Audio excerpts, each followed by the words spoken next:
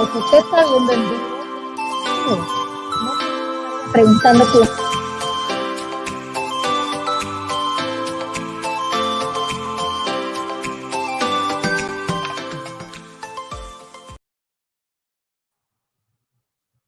Bueno, pues continuamos. Vamos acá con el doctor Juan Pablo Horcajada, quien ustedes tienen en la pantalla su biografía. Juan Pablo, por favor, adelante. Sí, muchas gracias. Muchas gracias al Congreso por invitarme. La verdad es que es un placer. También quería dar las gracias especialmente a la doctora Nancy Sandoval, que es la que es la que al fin y al cabo me ha invitado y ha contado conmigo y con parte de mi equipo para participar en este importante congreso. Y es un honor para mí y para mi equipo pues poder estar entre ustedes. Vamos a hablar de los elementos principales de los programas de optimización del uso de antimicrobianos y de nuestra experiencia en el Hospital del Mar de Barcelona. Haremos una pequeña introducción con el problema actual de las resistencias y directamente iremos a hablar de los programas de optimización del uso de antimicrobianos, cuál es su misión, su marco institucional, la cartera de servicios y algunos ejemplos de implementación de nuestro centro. Los antimicrobianos son uno de los mayores avances de la medicina y desde su introducción, sin embargo, se han desarrollado resistencias, que es una de las principales amenazas de salud pública. Y como solución, pues tendríamos los nuevos fármacos o optimizar el control de la infección nosocomial y el uso de antimicrobianos, o ambas cosas.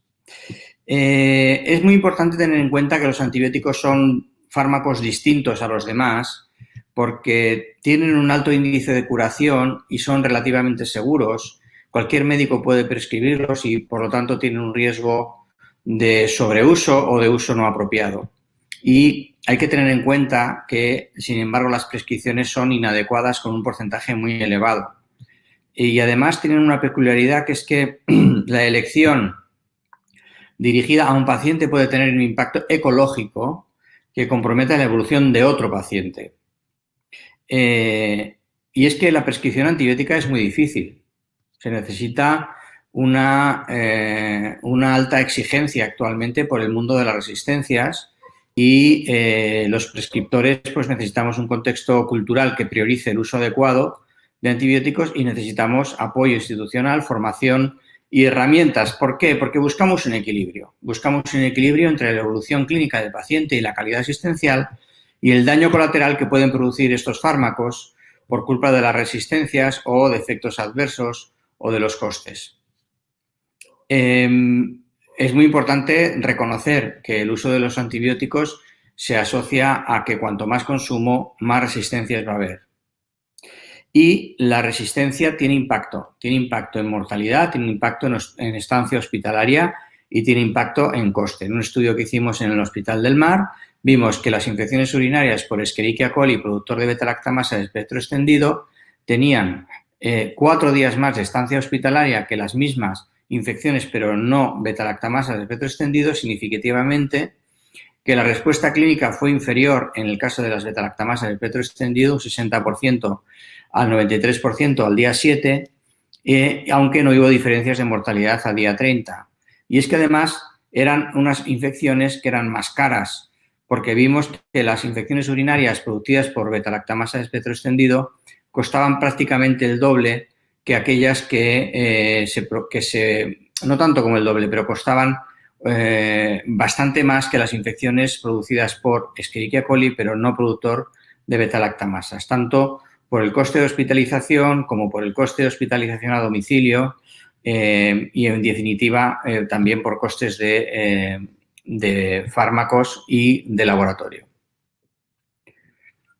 Pero, por otra parte, el tratamiento antibiótico adecuado aumenta la supervivencia y entonces los médicos pues saben que si no aciertan con el antibiótico puede existir un riesgo de mayor mortalidad en los pacientes. Entonces, aquí es donde hay que buscar el equilibrio, porque por un lado hay que curar a los pacientes, pero por otro lado tenemos que cuidar el uso adecuado de los antimicrobianos. Y para eso vienen los programas de optimización del uso de antimicrobianos, que son programas multidisciplinares institucionales que buscan mejorar la respuesta clínica a través de un uso apropiado de los antimicrobianos mediante la elección adecuada del antibiótico, la dosis adecuada, la ruta adecuada y la duración adecuada del tratamiento antibiótico. Nosotros en España hicimos una guía en el año 2012, una guía de consenso entre diferentes sociedades científicas para implementar los PROA. Y en esta guía se destaca pues, cuál es la misión, el marco institucional, la cartera de servicios y el equipo de optimización de antimicrobianos. ¿Cuál es la misión? Lo hemos dicho antes, mejorar los resultados clínicos de los pacientes, minimizar los efectos adversos y, por fin y finalmente, garantizar la utilización de tratamientos que sean coste eficaces. Debe ser una iniciativa institucional que emane de la Comisión de Infecciones de los centros, organizados en equipos multidisciplinares con especialidades dedicadas a las enfermedades infecciosas y debe contar con el apoyo de la dirección del hospital o del centro sanitario. ¿Cuál es la cartera de servicios de los PROA? Pues, en primer lugar, monitorizar el consumo de antibióticos y las resistencias, velar porque haya unas guías de terapéutica antimicrobianas adecuadas, el realizar auditorías del uso de antimicrobianos, difundir el uso adecuado de antibióticos por la educación y la comunicación y todo esto mediante equipos de optimización de antimicrobianos.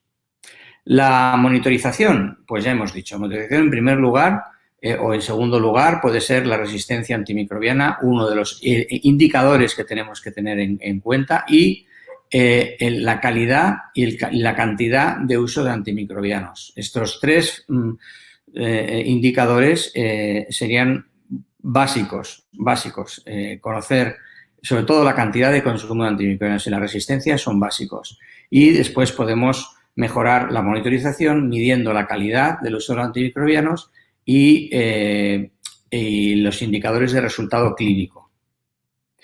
Las guías locales, ¿qué decir? Pues que cada hospital tiene que tener un patrón oro para evaluar la calidad del tratamiento antimicrobiano y son guías que se deben elaborar desde el programa de optimización de uso de antimicrobianos y de la Comisión de Infecciones con consenso con las diferentes especialidades.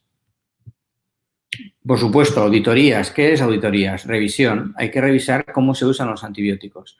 Y existen diferentes modelos de auditorías. Por ejemplo, seguir las bacteriemias es una forma de hacer auditoría, porque al seguir las bacteriemias vemos cómo se usan los antimicrobianos y lo podemos corregir inmediatamente en infecciones que son potencialmente muy graves. Se pueden hacer auditorías, por ejemplo, de qué indicación ha habido. Se pueden hacer auditorías de reevaluación, es decir, si a día 3, al llegar el resultado de microbiología, se suspende el antibiótico o hay que cambiarlo o se debe seguir. También se pueden hacer alertas a día 7. Al día 7 saber cómo está el antibiótico, si ya se puede suspender. Y todo esto siempre con acuerdo previo con los especialistas, revisando la historia del paciente, revisar el caso con el prescriptor y con una discusión amable y mediante recomendaciones verbales o escritas. La educación es otro elemento esencial del PROA y requiere tener materiales formativos, incluso sistemas de acreditación de la formación y acciones formativas dirigidas tanto a los equipos PROA como a los profesionales en general y a los referentes por servicios o áreas. Y estas actividades deberían estar incluidas en el tiempo de formación propia de los profesionales desde la dirección del hospital. También hay que tener en cuenta que ahora cuentan como educación para el PROA. Y luego herramientas. Necesitamos herramientas informáticas para la monitorización en tiempo real del consumo y de la resistencia antimicrobiana. Y debemos crear y poner en marcha a disposición de los programas estas herramientas que permitan monitorizar el uso de antibióticos y las resistencias. Hay grandes barreras a veces por la compatibilidad de sistemas informáticos. Aquí les muestro nuestro programa de prescripción electrónica del Hospital del Mar, en el que nosotros podemos prescribir cualquier tipo de fármaco, pero ahora nos vamos a centrar en los antibióticos. Y entonces, cuando prescribimos un antibiótico, nos sale un mensaje que dice que debemos rellenar un formulario. Este formulario nos pide cuál es el foco de infección, si el paciente tiene alergia al medicamento, si el tratamiento es empírico dirigido, cuál es el motivo de la prescripción y podemos hacer comentarios. Cuando lo rellenamos, nos pide que informemos la fecha final del tratamiento para calcular la duración y para calcular el precio del antibiótico que vamos a instaurar. Nosotros colocamos en el aplicativo la fecha de inicio y la fecha que calculamos en el que el tratamiento va a terminar, y al terminar, al hacer el clic de aceptar la medicación, nos va a salir el precio de la prescripción que hemos realizado. Los equipos de optimización de antimicrobianos estarán formados por un coordinador, que suele ser un infectólogo, por farmacéutico experto en antimicrobianos, microbiólogo experto en resistencias y, dependiendo del hospital, debería haber también intensivistas y preventivistas según la idiosincrasia del centro. Actividades y efectos, pues fijaros, ¿no? La educación conduce a un mejor uso de antibióticos, el optimizar la indicación conduce a una adecuación, el ajustar la dosis pues mejora la eficacia y la seguridad, el diagnóstico rápido pues lo que hace es optimizar el antibiótico antes que si no hiciéramos diagnóstico rápido, etcétera. Los PROA tienen beneficios económicos. Han demostrado de forma consistente ahorros anuales de entre 200 y $900.000 en los hospitales de Estados Unidos, y estas ventajas económicas además se benefician porque mejoran la seguridad del paciente, hay menos infecciones hospitalarias y hay menos estancia hospitalaria. En nuestro hospital, cuando empezamos a hacer el PROA ya en el año 2015, en este caso ya llevábamos tiempo haciendo actividades, pero en 2015 tuvimos un aumento del gasto de antibióticos y desde la dirección del hospital nos pidieron que hiciéramos un análisis de lo que estaba ocurriendo y empezamos a hacer la intensificación de actividades del PROA, que consistió en revisar diariamente los tratamientos antibióticos de mayor impacto económico y ecológico, que suponían unos 75-80 tratamientos diarios, evaluando posibles alternativas terapéuticas, revisión posológica, desescalada terapéutica, paso temprano a vía oral y reducción de la duración. Con esto, además, hicimos también una revisión de los cultivos para bacterias multiresistentes positivos, también para los hemocultivos positivos y las respuestas a las interconsultas habituales, haciendo además reuniones quincenales sobre casos complicados y monitorización mensual del consumo de antibiótico. Y con este esfuerzo, pues logramos reducir las DDDs totales de antibióticos en el Hospital del Mar en unos pocos meses, que además se manifestaron en una disminución de los costes, de manera que en un periodo de un año en el hospital ahorramos €500.000 sin que aumentara la mortalidad y sin disminuir la calidad de la prescripción antimicrobiana. Es decir, que hay mucho recorrido que se puede hacer si uno se concentra en los programas PROA.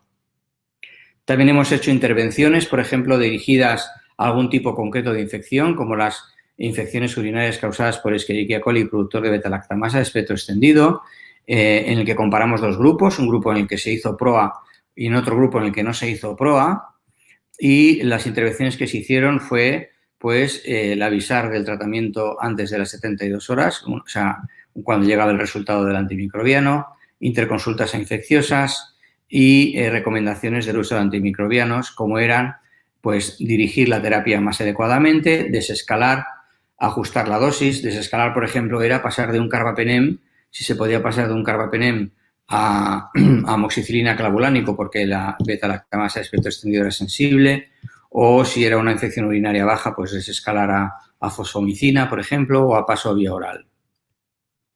Y de hecho lo que vimos es que al comparar los enfermos en los que se había hecho PROA y no, llamaba la atención que los factores relacionados con el fracaso clínico era no haber hecho PROA, no haber hecho recomendaciones en el manejo de esas infecciones multiresistentes. Por lo que con este estudio lo que demostramos es que en las infecciones multiresistentes las recomendaciones del tratamiento por parte de un experto disminuye la mortalidad o disminuye la mala evolución. A nivel de toda Cataluña tenemos un programa que es el programa VINCAT. Dentro de este programa VINCAT hay un PROA a nivel de todos los hospitales catalanes que coordinamos también desde el Hospital del Mar y que uno de los indicadores que tenemos recogidos son la adecuación del tratamiento antibiótico empírico en bacteriemias por Escherichia coli. En el año 2018 analizamos casi 2.000 bacteriemias que se recogían prospectivamente por parte de todos los hospitales y lo que vimos es que de las 2.000 bacteriemias, 557 no se adecuaban a las guías de tratamiento empírico. De las infecciones comunitarias no se adecuaban el 25%, de las hospitalarias el 43% y de las infecciones relacionadas con la asistencia sanitaria ambulatorias no se adecuaban el 31%. Pero, por otra parte, la adecuación in vitro era mejor, es decir, que probablemente lo que ocurría era que había tratamientos de muy amplio espectro que no se adecuaban a las guías, aunque sí que parece que los pacientes estaban con buena cobertura antibiótica. Es muy importante analizar esta adecuación porque, en realidad, las guías están para eso, las guías están para adecuar los tratamientos empíricos. Y para terminar, pues recordar la necesidad urgente de actuar contra las resistencias bacterianas, cómo la prescripción antibiótica es algo peculiar y que aumenta las resistencias. Debemos implantar programas de optimización del uso de antimicrobianos para mejorar las respuestas clínicas. No se trata de ahorrar dinero para gastar menos antibióticos, es una cuestión de calidad asistencial mediante equipos locales multidisciplinares con monitorización, guías, auditorías, educación y herramientas informáticas y, como recomendación, medir para poder después conocer el impacto de lo que estamos haciendo. Aprovecho para informar de que en el Hospital del Mar tenemos un máster universitario de la Universidad Autónoma de Barcelona, un máster universitario en enfermedades infecciosas. Es un programa presencial de 2 años de duración en la que durante la estancia en el hospital en Barcelona se repasan pues todos los aspectos de las enfermedades infecciosas en sus diferentes ámbitos. Sería como hacer una especie de residencia en enfermedades infecciosas, pero con el aval de la Universidad de Barcelona y del Hospital del Mar y con un título de máster. La forma de encontrar esta información en Internet es poner en Google máster en enfermedades infecciosas Barcelona Universidad Autónoma, por si es de su interés. Y con esto terminamos. Le doy las gracias por la invitación de nuevo y quedo a su disposición para las preguntas o dudas que puedan surgir. Muchas gracias. Gracias, doctor Horcajada, por tan brillante presentación. Le agradecemos y le pedimos que se quede con nosotros para el segmento de preguntas al final. De acuerdo. Ahora tengo el gusto de presentar a nuestro siguiente expositor, el doctor Marcelo Galas. Marcelo, bienvenido. El tema del doctor Galas es el rol del microbiólogo en el programa de optimización de antimicrobianos. Bienvenido. Bueno, muy buenos días, muy buenas tardes, dependiendo de dónde estemos. Muchas gracias por la invitación, Herbert y Nancy. La verdad, siempre es un placer estar con ustedes en las actividades de nivel que realizan en Centroamérica, así que muchas gracias. Lo que vamos a ver hoy es, reportando patrones de resistencia, el rol del microbiólogo en el PROA. Como bien lo comentaba Juan Pablo antes, el equipo del PROA requiere varios profesionales y dentro de ellos están los microbiólogos. Lo que vamos a ver en la presentación es describir el rol del microbiólogo del laboratorio de micro en general en el programa de optimización de uso de prudente de antimicrobianos o stewardship y cómo se decide el antibiograma y qué datos se necesitan del paciente para hacer un buen análisis estratificado de la RAM, que también lo comentaba Juan Pablo acerca de la necesidad hace un ratito. Y también la importancia de la vigilancia en esto. ¿Qué es un PROA? Ya esto fue dado, pero es un conjunto, vamos a repasarlo, un conjunto de decisiones para mejorar y medir el uso de antimicrobianos, promoviendo la selección del tratamiento óptimo en términos de inicio del tratamiento, dosis, duración, vía de administración, forma de administración, dosis de carga, infusión continua, prolongada, etcétera, menor selección de resistencia, los patógenos y la flora acompañante, y mejor opción para el germen considerado, sin olvidarse también de la toxicidad, ¿sí? ¿Cuál es el rol del laboratorio de microbiología en los PROAS, entonces? Primero, resultados de diagnóstico oportunos, adecuados y de calidad. Y esto empieza desde la toma de muestra. Una mala muestra termina en un mal diagnóstico, o sea que hay que recorrer toda la línea desde la toma de muestra hasta el reporte final y el asesoramiento del microbiólogo al médico. El reporte selectivo de la sensibilidad acorde al patógeno, sitio de infección, perfil de resistencia, vamos a ver algunos ejemplos de eso en un ratito. Informe basado en parámetros farmacocinéticos y farmacodinámicos. En esta era de la multiresistencia es fundamental considerar aspectos farmacocinéticos y farmacodinámicos al momento de reportar. Pruebas especiales cuando son necesarias. El laboratorio puede acercar muchas pruebas para soporte del tratamiento médico. Pruebas rápidas, pruebas cuantitativas, pruebas bactericidas, evaluación de actividad sinérgica cuando no hay prácticamente ninguna alternativa de tratamiento, tratamientos alternativos, dosaje o valoración de antimicrobianos y fundamentalmente la vigilancia de la RAM, que es lo que los médicos necesitan para poder manejar mejor a sus pacientes. ¿Cómo se determina qué probar y qué informar desde el laboratorio para aportar al programa de stewardship? La selección de los antibióticos más apropiados para probar e informar es una decisión del laboratorio, pero el laboratorio no la puede hacer de ninguna manera en soledad, ¿sí? Se hace en consulta con especialistas de enfermedades infecciosas, la farmacia, el Comité de Farmacoterapia y Control de Infecciones y obviamente el equipo de prueba. Los antibióticos a probar deben ser todos agentes de probada eficiencia en el tratamiento que muestran resultados aceptables en las pruebas de sensibilidad in vitro y debe hacerse el antibiograma por cada patógeno o por cada grupo de patógenos. Respecto del informe del laboratorio, hay un concepto que es el informe en cascada que ha probado promover el uso racional de antibióticos, que algunos trabajos documentan una reducción significativa entre el 7 y el 41% en el uso de antibióticos cuando se hace un informe en cascada por parte del laboratorio. Está recomendado por el IPSA y este reporte puede hacerse por sitio de infección, por perfil de sensibilidad, por edad de los pacientes o por algunas situaciones especiales. ¿Qué elementos se tienen en cuenta cuando se decide el antibiograma, ¿sí? Para ayudar más al médico? Resistencia natural de cada microorganismo, ¿sí? Cada microorganismo tiene una huella digital en cuanto a su resistencia. La probabilidad de tener resistencia adquirida, el sitio de infección que el paciente tiene, la eficacia clínica y las recomendaciones actuales para las drogas de elección y alternativas en un determinado nicho, en un determinado centro, hospital o zona. Los antibióticos disponibles a nivel nacional e institucional deben ser considerados al momento de elaborar un antibiograma para la institución.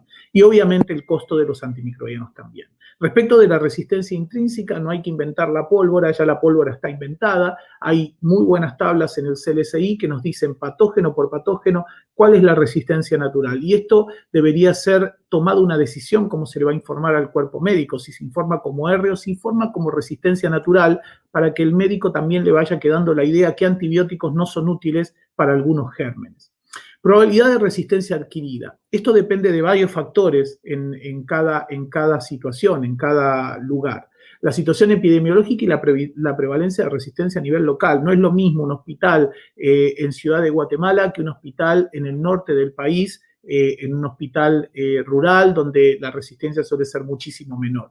Las características de los pacientes que se atienden en el establecimiento. Si son pacientes de la comunidad, tienen mucho menos riesgo de tener resistencia o altos niveles de resistencia que si son pacientes hospitalizados o pacientes inmunodeprimidos o con patologías de base que suelen tener muchos tratamientos antibióticos previos y cuya flora probablemente esté muy afectada por eso.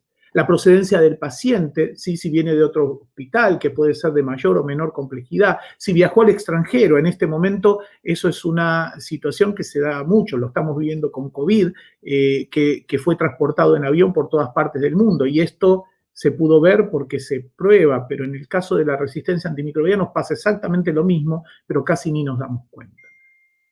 La lista de antibióticos a probar, entonces, debe ser confeccionada para cada patógeno o grupo de patógenos. Tiene que haber un antibiograma estándar de rutina que el laboratorio decida en conjunción con el resto del personal de salud del hospital, que son los antibióticos necesarios para la orientación terapéutica basado en las indicaciones clínicas, la prevalencia de RAM y la disponibilidad del antibiótico en el centro de que se trate. Donde nada tiene sentido probar ceftazidima y Bactam si el hospital no lo tiene ni lo puede conseguir. Pruebas complementarias que son de interés epidemiológico. Hace un ratito Juan Pablo nos comentaba de la presencia de beta-lactamasa de espectro extendido, carbapenemasas, etc. Estas pruebas complementarias sirven para vigilancia, sirven para detectar mecanismos de RAM que pueden estar bajo vigilancia o bajo control en un determinado hospital, y también las pruebas complementarias se pueden usar para antibióticos de reserva. Hay una recomendación a nivel del CLSI, que es la tabla 1 del CLSI del M100, donde divide a los antibióticos por grupo. Grupo A, grupo B, grupo C y grupo U. El grupo A son los antibióticos que siempre se prueban y se informan de rutina, o sea, siempre que los pruebo los informo. Grupo B se prueban siempre, pero se informan selectivamente. Se informan selectivamente si la cepa es resistente a los del grupo A, para focos específicos, por ejemplo, cefalosporina de tercera generación en líquido cefalorraquídeo, trimetoprim sulfa para orinas, fluorquinolonas para próstata. Son lugares donde se necesita tener el resultado de ese antibiótico, aunque no esté en el grupo A. Infección polimicrobiana o sitios múltiples, alergia, intolerancia, falla de tratamiento, antibióticos del grupo A. Grupo B se prueba siempre, se informa selectivamente. Eso no quiere decir que todo el antibiograma no esté disponible para el Comité de Control de Infecciones, ¿sí? Pero para el antibiograma clínico deberían restringirse, ¿sí? Para evitar el sobreuso de drogas de amplio espectro. El grupo C son antibióticos suplementarios para probar e informar selectivamente, que eso se puede probar en situaciones endémicas o epidémicas donde hay resistencia a los antibióticos de los grupos A y B, ¿sí? O también alergia a antibióticos primarios. Y en el grupo C suelen estar los antibióticos de última generación y también los antibióticos muy viejos, que a veces uno echa manos cuando no hay nada para tratar al paciente. El grupo U son antibióticos para infección urinaria. No me quiero detener mucho en esto, pero así luce la tabla, ¿sí? El grupo está dividida en columnas por distintos patógenos y tienen en las filas los distintos antimicrobianos. Los del grupo A, los del grupo B, los del grupo C y los del grupo de U, que son para urinarias, ¿sí? Hay una tabla para cada microorganismo y esta tabla no es que la deben usar religiosamente. Esta tabla se debe adaptar a cada uno de los centros donde el laboratorio provee servicios, ¿sí? Hay pruebas suplementarias también que se deberían hacer, que detectan mecanismos de resistencia por métodos diferentes al de rutina, o sea, por difusión, por dilución o por automatizado, ¿sí? Y que no necesitan otras pruebas confirmatorias. Algunos detectan mecanismos de resistencia específicos, pueden ser obligatorios o opcionales, eso va a depender del hospital y de la situación del hospital y lo que decida el hospital. Dentro de las pruebas de sensibilidad suplementarias está la resistencia inducible a clindamicina, que puede dar falla de tratamiento en una cepa sensible, pero que tenga resistencia a eritro por MLSB inducible, por ejemplo. Están las beta-lactamasas de espectro extendido, están las carbapenemasas, y para todo esto hay métodos para el laboratorio clínico para informárselo al cuerpo médico. El reporte ahora de lo que se probó se debe hacer de acuerdo a consideraciones muy, muy importantes, ¿sí? Que tienen que ver con el patógeno, tienen que ver con el sitio de infección y el perfil de la RAM. A la derecha tienen dos ejemplos de un coli y un estáfilo y lo que tira un equipo automatizado, por ejemplo. Cuando uno hace un informe restringido para no confundir al médico respecto a todo esto y a lo que vimos antes de los perfiles de sensibilidad, de esta lista de antibióticos muchas veces termina informando 4 o 5. Y uno lo que más ve en los hospitales es que el laboratorio de microbiología toma la papeleta del equipo automatizado y se la entrega al médico, que a veces lo confunde más de lo que lo ayuda, ¿sí? Entonces, de acuerdo a estos parámetros, no todos los antibióticos son útiles para todos los gérmenes, no todos los antibióticos son útiles para todos los focos, no todos los antibióticos se pueden probar por cualquier metodología. De hecho, para los que usan equipo automatizado no está recomendado probar colistin, por ejemplo, porque no funcionan bien, ¿sí? Y también el informe selectivo por perfil de sensibilidad que lo vimos antes. ¿Qué no probar e informar por germen? ¿Sí? Tenemos Astronam y las viejas quinolonas frente a cocos positivos. Macrólidos, oxazilidona, glicopéptidos, lincosamidas, penicilina, oxacilina frente a los bacilos gram negativos. Aminoglucósidos que no sean de alta carga para los enterococos. Este es un error que se ve frecuentemente en algunos laboratorios, que prueban los aminoglucósidos comunes para enterococo y no sirven. Aminoglucósidos de baja carga, trimetoprim sulfa, cefalosporinas, clinda, oxa, frente a enterococos no se deberían probar ni informar, ¿sí? Cefalosporina de tercera generación frente a estáfilos, salvo con contadas excepciones como puede ser ceftriaxona para una meningitis, pero hay que probar que la SIM sea baja y que el estáfilo sea metiese. Ticalcidina clavulánico frente a Enterobacter o Citrobacter, un montón de drogas frente a Pseudomonas aeruginosa que tiene un montón de resistencias naturales, ¿sí? Unas palabras respecto de por foco, ¿sí? Lo que tienen acá es el perfil de distribución de dos antibióticos, uno hidrofílico como la cefalotina y uno bien hidrofóbico como la citromicina.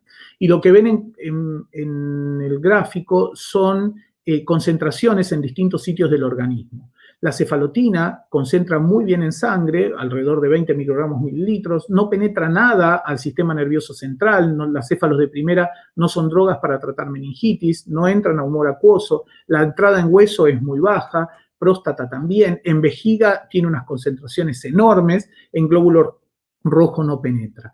Abajo tienen acitromicina, que es muy hidrofóbico. Fíjense, la concentración en sangre casi es inexistente. No entra al sistema nervioso central porque es una droga enorme y no atraviesa barrera hematoencefálica. No entra humor acuoso, penetra muy bien en tejido pulmonar, penetra bastante bien en próstata y sobre todo en polimorfonucleares. Las concentraciones son altísimas, ¿sí? Son 1000 veces mayores que las concentraciones de sangre. Entonces, con todo esto ya uno puede ver que hay algunos antibióticos para algunos reportes que deben ser eliminados, porque la bacteria puede ser, puede ser un estafilococo aureus que sea sensible a los betalactámicos, pero por más que yo le informe la cefalotina sensible al sistema nervioso central, no va a entrar. O sea que esas cosas hay que tenerlas en cuenta al momento del informe. Todo esto no hay que sabérselo de memoria, hay tablas que nos dicen las concentraciones de cada antibiótico en los distintos fluidos biológicos. Si esta es la de líquido cefalorraquídeo, pero ustedes tienen un montón, tienen la concentración en prácticamente todos los tejidos del organismo.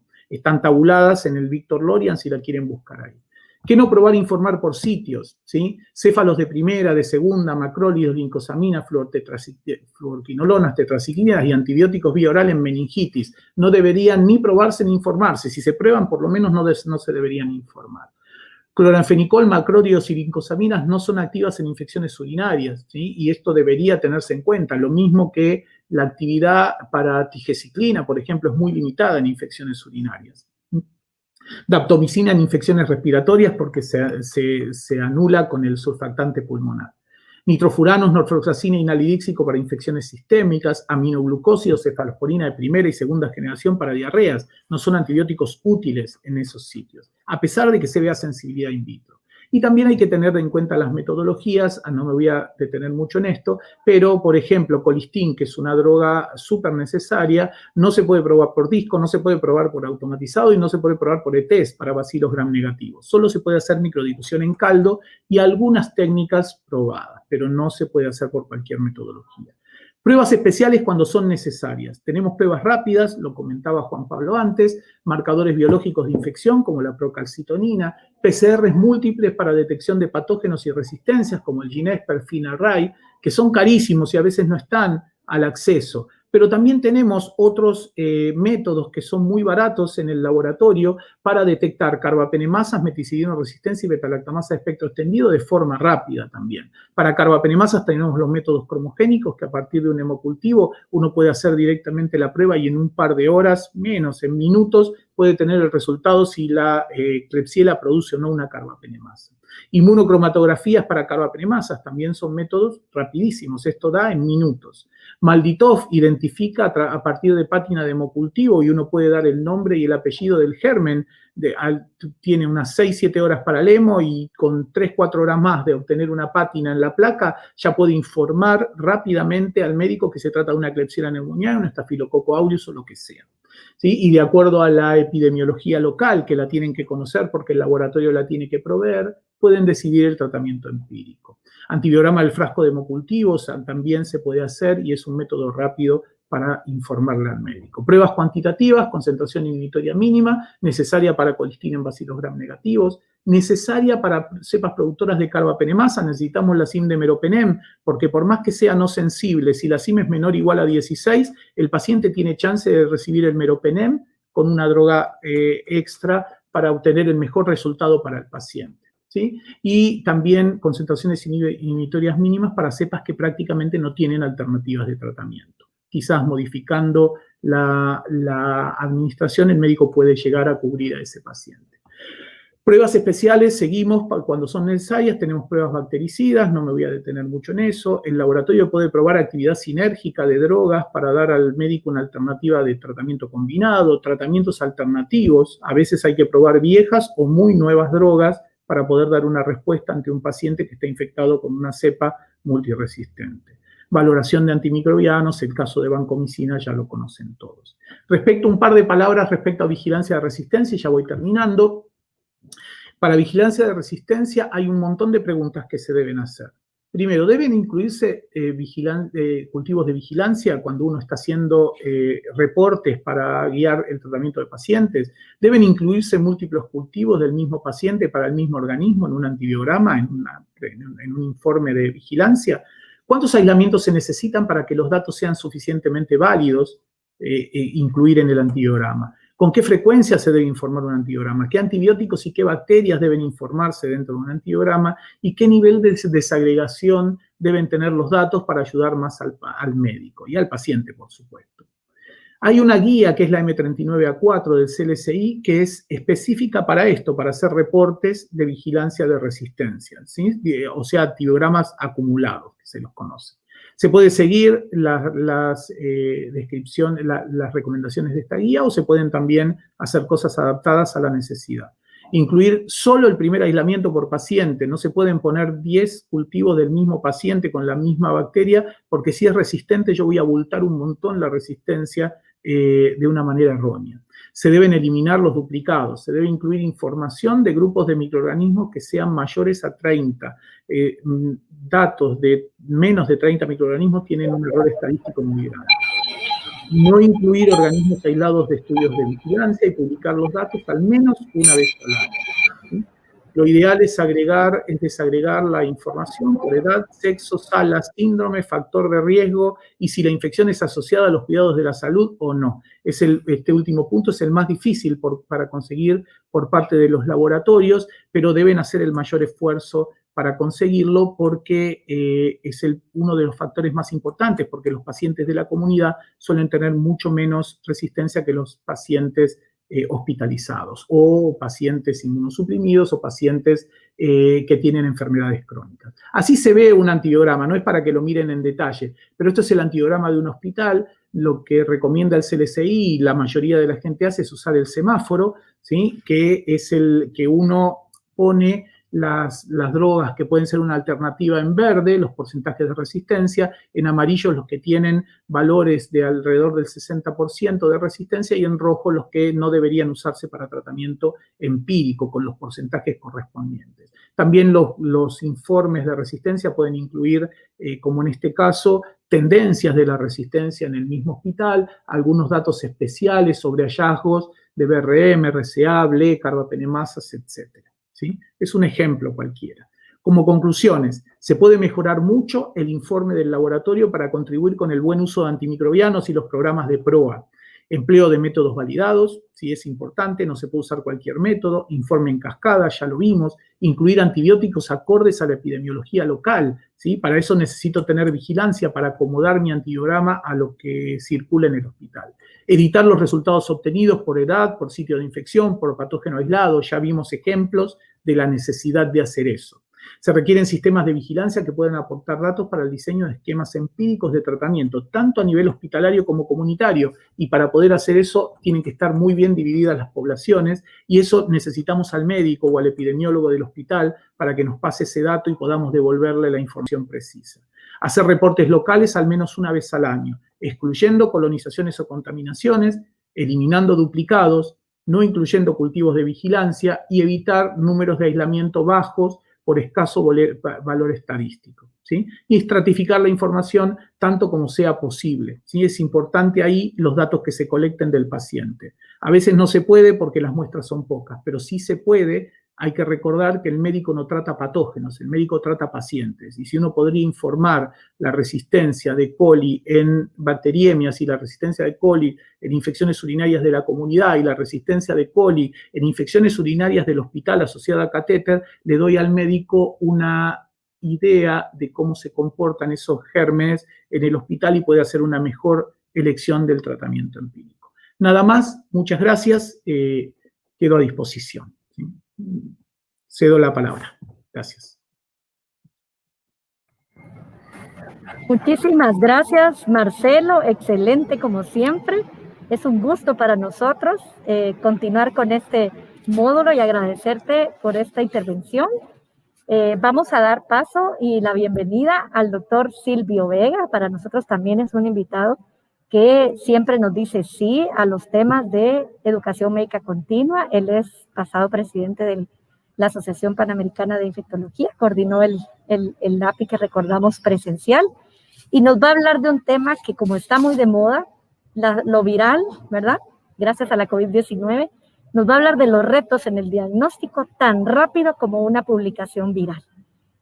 Adelante, Silvio, bienvenido a la SENCAI 2020. Muchas gracias a Nancy y a Herbert. Para mí realmente es un placer poder estar con ustedes y poder participar de este evento grande que une a HEI con SENCAI. Y es un honor para mí compartir esta charla con Juan Pablo y con Marcelo, que son excelentes presentadores.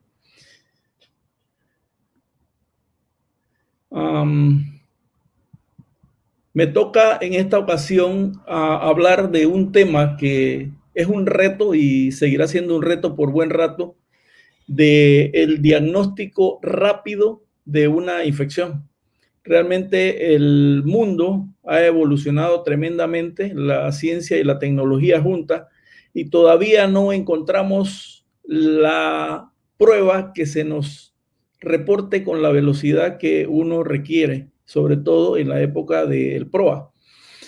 En esta ocasión no tengo ningún conflicto de interés que presentar para esta charla, y los objetivos que pretendo presentarles en los próximos 20 minutos son presentar los avances técnicos científicos en el diagnóstico de infecciones, compararlos con el test ideal, presentar algunas tecnologías para el recobro e identificación de microorganismos y discutir un poco sobre el abordaje molecular en el diagnóstico temprano. Cuando uno habla de diagnóstico microbiológico, tiene que recordar, haciendo eco de las palabras de Marcelo, de que la muestra que llega al laboratorio realmente representa a un paciente severamente enfermo. Y esta muestra llega porque el clínico que está atendiendo al paciente requiere y necesita saber cuál es el agente que está provocando el proceso infeccioso que aqueja a ese paciente. Por lo tanto, la toma de muestra tiene que ser adecuada del sitio de la infección representativa del proceso infeccioso, transportarse adecuadamente y llevarla al laboratorio. En el laboratorio se seguirán una serie de procesos que originarán con un resultado, el cual debe ser interpretado cuidadosamente para que se incluya como parte del esquema terapéutico de ese paciente. Por eso es que el diagnóstico microbiológico debe ser una relación continua entre la sala, el clínico y el laboratorio, para que discutan paso a paso qué es lo que le interesa, para que se lleve la muestra en forma adecuada y para que la muestra realmente origine un resultado que le sirva al paciente, que sirva para tomar decisiones que sean convenientes. El enfoque del diagnóstico rápido, como les decía, sigue siendo un reto y uno se pregunta, ¿cuándo empezar? Bueno, debemos empezar apenas se sospeche que el paciente tiene una infección. Puede ser al momento de la admisión. Nosotros sabemos que la mayoría de los pacientes que llegan a un cuarto de urgencia con sospecha de una infección ya tienen un buen rato de tener el proceso infeccioso. Hay que decidir rápidamente qué tipo de muestras se debe tomar, si es sangre o si es una muestra que se puede tomar en el área del foco infeccioso, llámese líquido cefalorraquídeo, esputos, secreciones, otros líquidos, material purulento. Todo esto se debe empezar antes de que empiecen a darle tratamiento con antibiótico. Esto lo subrayo y se los hago llegar porque con mucha frecuencia el laboratorio recibe muestras que ya contienen antibiótico y por lo tanto dan resultados negativos. Así que realmente a veces la rapidez no depende tanto del método, sino de cuándo lo escojas y de cómo utilice el resultado. Existe entonces la idea de tener un test ideal que va a salir en el futuro, que debiera tener las siguientes características: rápida detección, detección de amplios espectros de etiología, invasividad mínima, alta sensibilidad y especificidad, detección polimicrobiana, detección de resistencias a los antimicrobianos, integración fácil a la rutina del laboratorio clínico, habilidad para detectar patógenos desconocidos y emergentes y habilidad para diferenciar infección de respuesta inflamatoria o de otra etiología. Por supuesto, este test todavía no existe y yo creo que nos falta bastante para poder llegar a tenerlo de uso común. Entonces veamos qué es lo que podemos tener en este momento. El diagnóstico microbiológico rápido está enfocado a el diagnóstico molecular y pudiéramos dividirlo básicamente en dos grandes rangos, en proteómica o en genómica. En proteómica, a través de la identificación de proteínas claves que nos permitan identificar un germen, tanto en su género como especie, incluso algunos determinantes de resistencia. Y en genómica, pues, han aparecido una gama enorme de métodos que nos permiten, de alguna manera, con bastante certeza, adelantarnos al proceso del cultivo de los gérmenes. Así que vamos a ahondar en estos dos temas. Los fundamentos entonces de las pruebas rápidas los vamos a ubicar en genómica y en proteómica, pero hay un aspecto importante que tiene que ver qué tan rápidas serán las pruebas. Si nos vamos, por ejemplo, a las genómicas, hablamos de amplificación de ácidos nucleicos, PCR en tiempo real, PCR multiplex en tiempo real. Tal vez son pruebas que necesitamos tener previamente un cultivo. Entonces, súmele el tiempo que demora en tener una colonia que se pueda probar a través de este método. Pero hay otras pruebas que son mucho más rápidas, que se pueden hacer directas de sangre o de tejido, como hibridización in situ, una prueba que se llama PN-FISH, la secuenciación metagenómica y la resonancia magnética, sobre todo el T2 Biosystem, que tiene la particularidad de identificar cándidas y especies de cándida en menos de 2 horas. Y por supuesto la proteómica, que también fue mencionada, donde a través de un sistema de espectrofotometría de masas llamado reconocido como MALDI-TOF, nos permite hacer identificaciones muy tempranas de los gérmenes. En esta pirámide que ustedes ven, yo les estoy presentando la complejidad de las pruebas moleculares que se tienen presente en este momento. ¿Qué significa? Que si ustedes ven la pirámide de abajo hacia arriba, vamos a ver el grado de complejidad. En la primera base de la pirámide vamos a tener algunas pruebas que tienen un solo target, por ejemplo, para estreptococos grupo B o para identificar MRSA o clostridioides difíciles. Pero en la medida que van subiendo, aumenta la complejidad hasta llegar, por ejemplo, a los PCR multiplex o a llegar a los PCR cuantitativos, a la genotipificación o a la secuenciación. Vamos a mencionar algunos de estos. En la amplificación de ácidos nucleicos, en una revisión hecha por Tarim Eubank recientemente, habla de dos tipos de pruebas, una que se puede hacer directamente del espécimen clínico y que es un PCR en tiempo real a través de la utilización de un equipo que se llama el iCycler.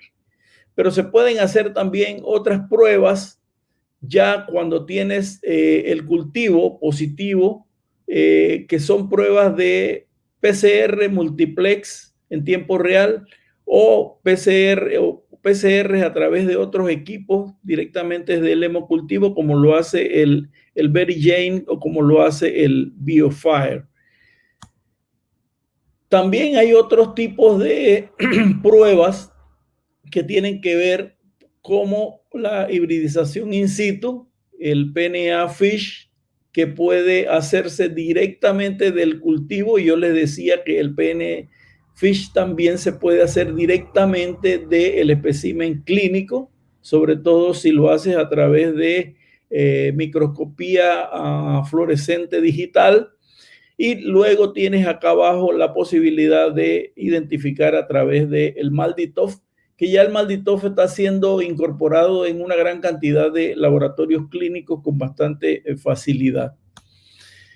Y luego están los métodos que están por venir, que son basados en resonancia magnética y en metagenómica, como es el test de T2Candida, que tiene unas plataformas que empezaron identificando Cándida, pero que ahora identifican a varias bacterias, incluyendo E. coli, Klebsiella pneumoniae, y se les ha incluido incluso algunos marcadores de resistencia, lo que le da una gama de potencial mucho mayor, acercándose incluso a los PCR multiplex que ya están en el mercado. Lo mismo está pasando con los que usan metagenómica, como el Septitex.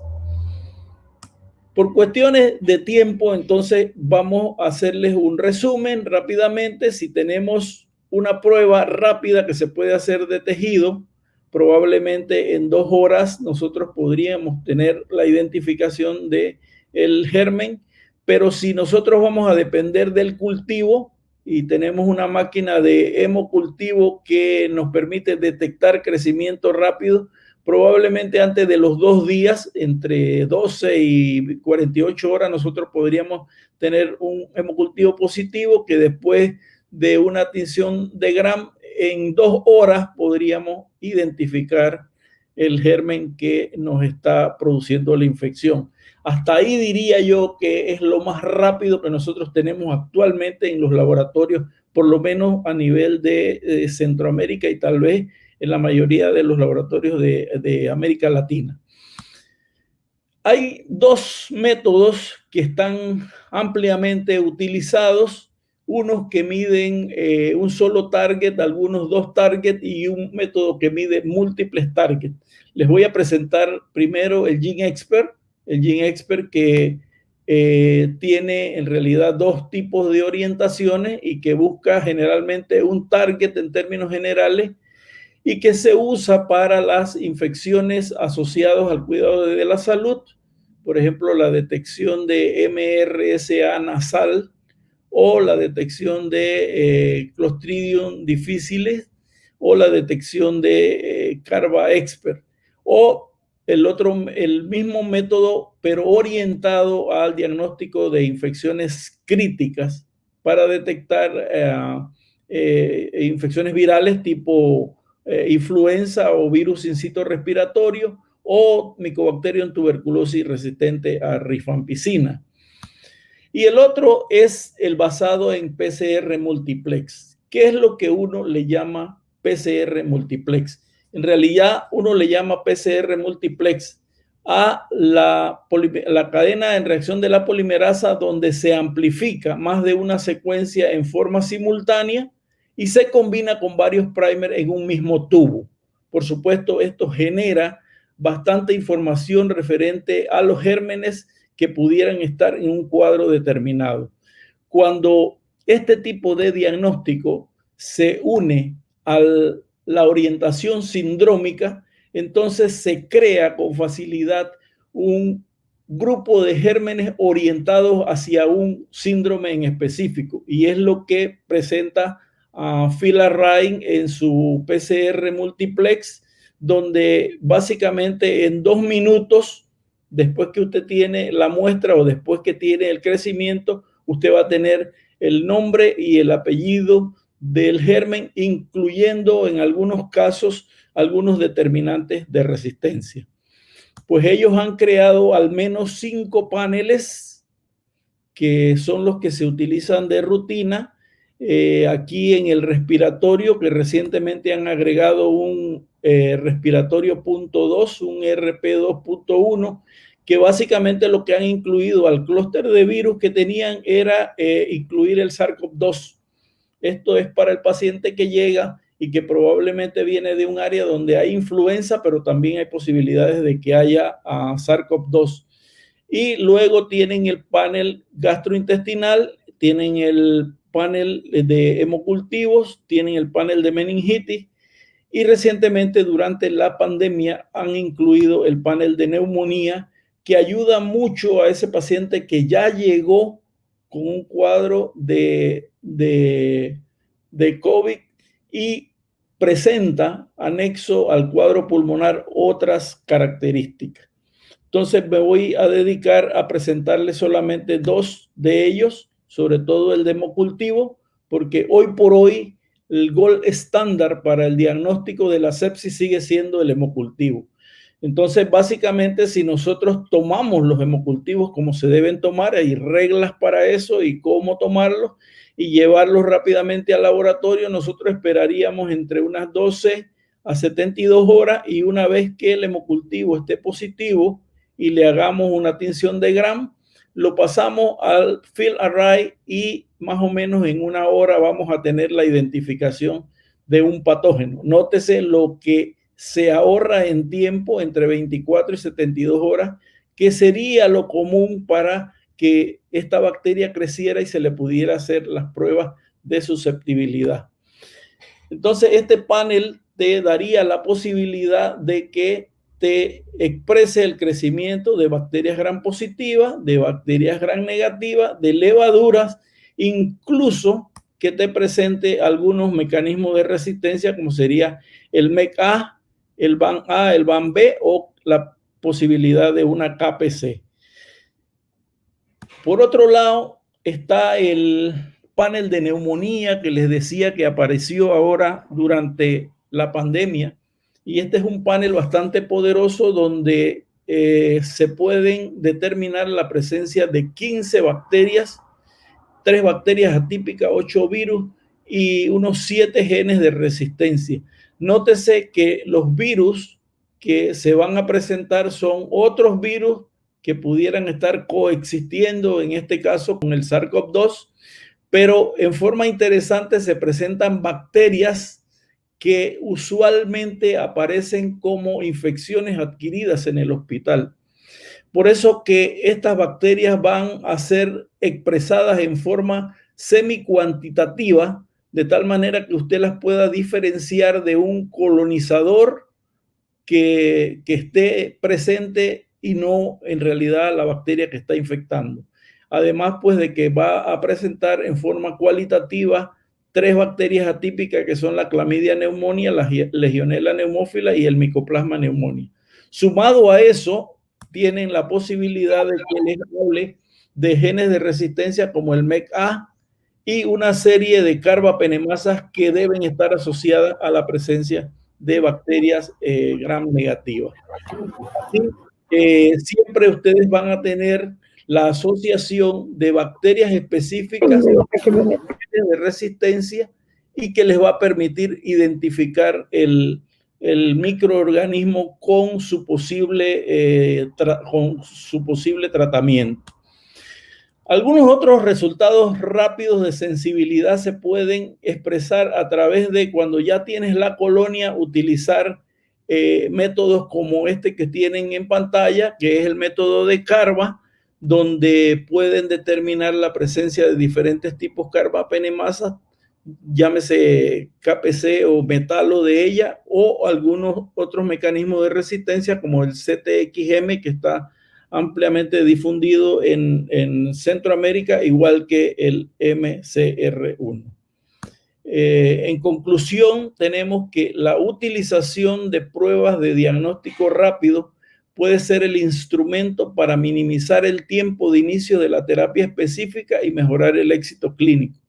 Sin embargo, el resultado generado por una prueba rápida debe incidir en una acción determinante en la evolución del paciente. Y hago énfasis en esto porque en muchos hospitales se ordenan pruebas rápidas que son carísimas y nadie va a buscar el resultado, o el resultado no lleva a ningún cambio de conducta con el paciente. A pesar de la habilidad de los test rápidos de identificar patógenos y genes de resistencia, no se vislumbra ninguno como único método poderoso de diagnóstico microbiológico. Y hay que seguir trabajando en la búsqueda del diagnóstico rápido. Mientras tanto, hay que enfatizar en la prevención. Muchísimas gracias.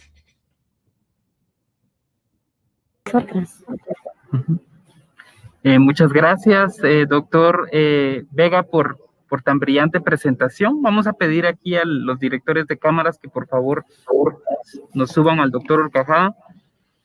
El doctor Galas tuvo que irse directo a otra presentación porque como ustedes saben, hay muchas actividades en esta semana. Así que vamos a empezar con las preguntas. Tenemos unos minutos.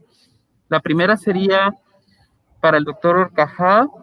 Nos pregunta aquí la audiencia, ¿cuánto tiempo debe dedicar un infectólogo a un PROA? Y quisieran saber también si es muy costoso el monitoreo de los antimicrobianos. Bueno, a ver, yo creo que un programa PROA en un hospital grande debería tener un infectólogo dedicado, yo diría que la mayor parte del tiempo. O sea, un infectólogo, o sea, el coordinador PROA de un hospital grande debería estar dedicado solamente al PROA. El coordinador, el infectólogo coordinador. Los demás miembros no, pero yo creo que el coordinador, por lo menos, no sé, o por lo menos, no sé, 3 días a la semana. Quiero decir, no es fácil hacer un PROA teniendo mucha carga asistencial diaria, porque el PROA exige lo que hemos dicho antes, ¿no? Y entre otras cosas es el monitoreo del uso de antimicrobianos. Entonces, el monitoreo de los antimicrobianos, o sea, más que costoso, yo creo que lo que exige es, o sea, tener un sistema informático que permita hacer el recuento del uso de antimicrobianos de una manera no manual.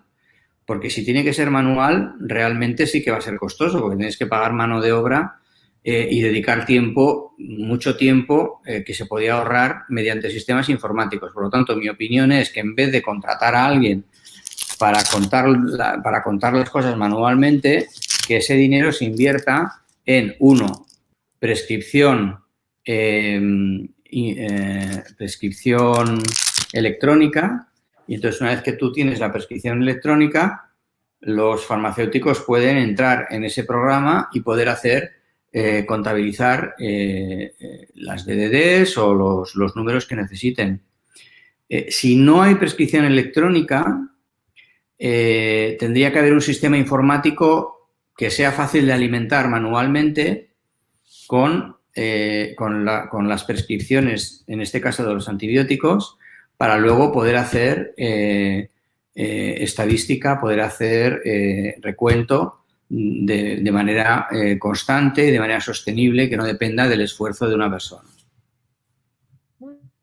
Juan Pablo, de todas formas, luego de este bloque que cerramos con la pregunta para Silvio, vamos a tener el rol, la prescripción del antibiótico de forma personalizada a través del doctor Santi Grau, que sabes que está en tu equipo de PROA, ¿verdad? Como farmacista, y vamos a ver otra cara también de apoyo.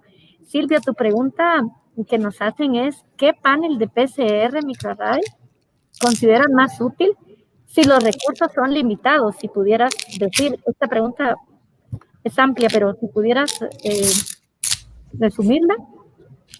Sí, mira, definitivamente todo depende de la gravedad del paciente. Si tienes un paciente grave, no tienes el diagnóstico, no estás seguro de que lo que le estás dando le está sirviendo, pero tienes posibilidades de hacer un panel de PCR único que te orientara a que ese es el germen que tú sospechas, pues yo me iría por un PCR dirigido a un solo target. Sin embargo, todos sabemos que a diario el problema es tener un paciente que no sabemos qué tiene, se le están dando varios antibióticos y la posibilidad es que tenga un síndrome. Entonces yo me iría por un PCR multiplex, sobre todo si tiene bacteremia o sobre todo si tiene una insuficiencia respiratoria aguda. Muchísimas gracias. Pues vamos muy bien.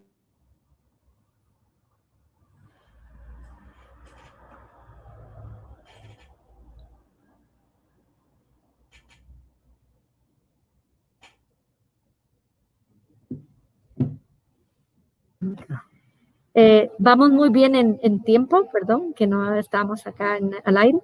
Y quiero agradecer a través del comité organizador, creo que Herbert y yo estamos muy complacidos porque nuestros moderados han sido muy acorde al tiempo.